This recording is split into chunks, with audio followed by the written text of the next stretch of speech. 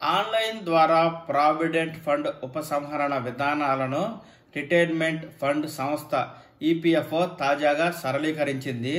దీనిలో భాగంగా క్యాన్సిల్ చేసిన చెక్ ఫోటో ఇమేజ్ను అప్లోడ్ చేయవలసిన అవసరం ఉండదని, అంతేకాకుండా దరఖాస్తుదారు బ్యాంకు ఖాతాలను యాజమాన్యం ధృవీకరించాల్సిన పరిస్థితి సైతం తలెత్తదని, తద్వారా క్లెయిమ్ సెటిల్మెంట్ విధానాన్ని వేగవంతం చేసేందుకు ఈపీఎఫ్ఓ చర్యలైతే తీసుకుంది.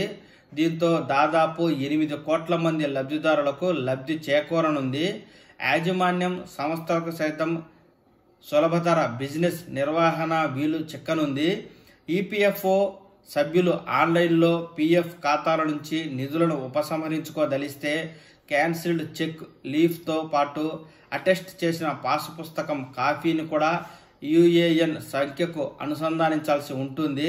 అంతేకాకుండా యాజమాన్య సంస్థ సభ్యుడి బ్యాంకు ఖాతాలను ధృవీకరించాల్సిన అవసరము ఉంటుంది.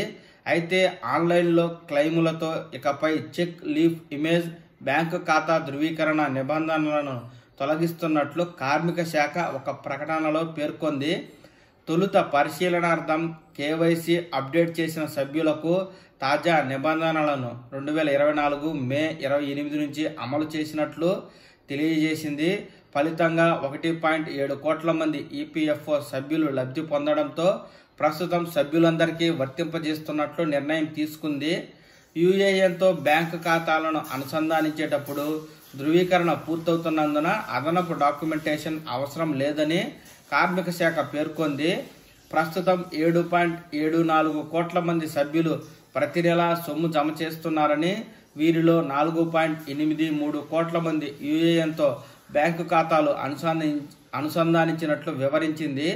14.95 లక్షల ధృవీకరణలు యాజమాన్య సంస్థల వద్ద పెండింగ్లో ఉన్నట్లు వెల్లడించింది. తాజా నిర్ణయంతో వీరంతా లబ్ధి పొందనున్నట్లు కూడా తెలిపింది.